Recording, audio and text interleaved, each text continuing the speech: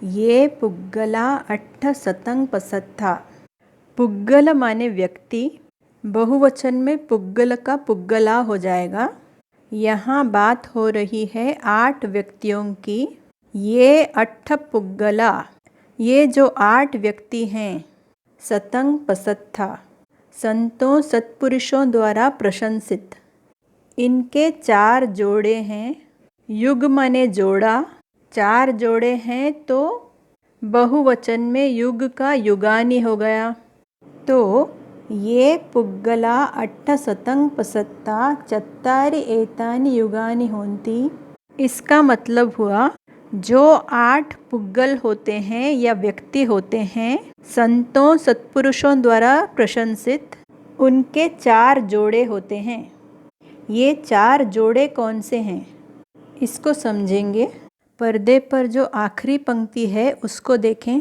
अट्ठक कथा में बताया गया सोतापत्ति मग्गट्ठो फलट्ठोति एकं युगं, माने सोतापत्ति मार्ग में स्थित और सोतापत्ति फल में स्थित, ये एक जोड़ा हुआ। इसी तरह और 3 जोड़े सकदागामी मग्गट्ठो सकदागामी फलट्ठो, अगला जोड़ा अनागामी मग्गट्ठो अनागामी फलट्ठो और चौथा अर्हत मग्गट्ठो अर्हत फलट्ठो। अगली पंक्ति ते दक्षिणैया सुगतस्स सावका, सावका शिष्य, ते सुगतस्स सावका, वे सुगत के माने बुद्ध के शिष्य। एक वचन में 100 सावकों और बहुवचन में ते सावका। यहाँ बहुवचन है क्योंकि अनेक शिष्यों की बात हो रही है। दक्षिणेय विशेषण है, इसका मतलब है दक्षिणा के योग्य। चाहें तो दक्षिणैया शब्द को लेकर लिंग, वचन और विभक्ति नोट कर लें। यहाँ दक्षिणैया विशेषण का संबंध सावका संज्ञा से है। एतेषु दिन्नानि महफलानि, महफलानि माने महाफलदायी होता है। जो दिया गया उसको दिन्न कहते हैं। बहुवचन में दिन्न का दिन्नानि हो जाता है। एतेषु दिन्नानि महफलानि का मतलब हुआ इनको दिया गया दान महाफलदायी होता है। यहाँ देखेंगे कि एतेषु शब्द सप्तमी विभक्ति है। सप्तमी विभक्ति का चिन्ह में है। जैसे कहें वेदनासु वेदनानुपस्सी, माने वेदनाओं में वेदनानुपस्सी। हिंदी या अन्य भाषाओं में जब कुछ देने की बात होती है तो चतुर्थी विभक्ति का प्रयोग होता है। हिंदी में चौथी विभक्ति को संप्रदान कारक कहते हैं और संप्रदान कारक का चिन्ह है को, के लिए।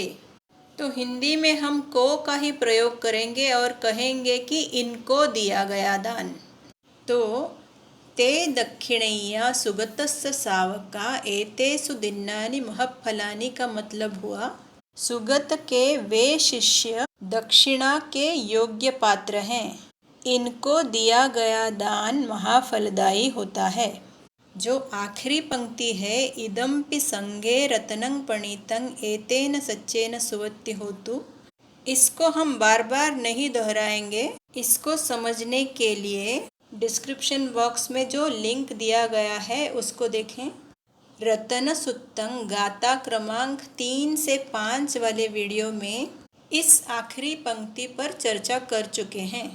ये सुप्पयुत्ता मनसा दृढ़ेन निक्कामिनो गौतम शासनम ही, गौतम शासनम ही बुद्ध शासन में माने बुद्ध की शिक्षा का पालन करने में। गौतम शासनमी सप्तमी विभक्ति है, माने गौतम के शासन में। सप्तमी विभक्ति में शासन के साथ मी जोड़ा तो इसका मतलब शासन में। निक्कामिनो माने निष्काम होकर। ये सुप्पयुत्ता मनसा दृढ़ेन, ये दृढ़ेन मनसा माने जो दृढ़ चित्त से, दृढ़ माने दृढ़, समाधि युक्त चित्त स्थिर रहता है, दृढ़ होता है। सुप्पयुक्त माने ठीक से लगा हुआ, भली प्रकार लगा हुआ। ए पत्ति पत्ता अमतं विगह्य वे प्राप्तव्य को प्राप्त अमृत में डुबकी लगाकर, यहाँ अरहंत अवस्था को प्राप्तव्य कहा। विगाहति क्रिया का अर्थ है डुबकी लगाता है। विगह्य माने डुबकी लगाकर। लद्धा मुदा निब्बुतिं भुंजमाना, लद्धा प्राप्त किया हुआ, निब्बुतिं भुंजमाना शांति को भोगते हुए, शांति का अनुभव करते हुए। मुदा का अर्थ है अनायास, सहज। अब पूरी गाथा को समझेंगे। ये सुप्पयुत्ता मनसा दृढ़ेन निक्कामिनो गौतम शासनम ही, जो दृढ़ चित्त से निष्काम होकर ठीक प्रकार से गौतम की शिक्षा का पालन करने में लगे हैं। ते पत्तिपत्ता अमतं विगह्य लद्धा मुदा निब्बुतिं भुंजमाना, वे प्राप्तव्य को प्राप्त कर अमृत में डुबकी लगाकर सहज ही, अनायास ही उपलब्ध की गई शांति का अनुभव करते हैं, उसको भोगते हैं।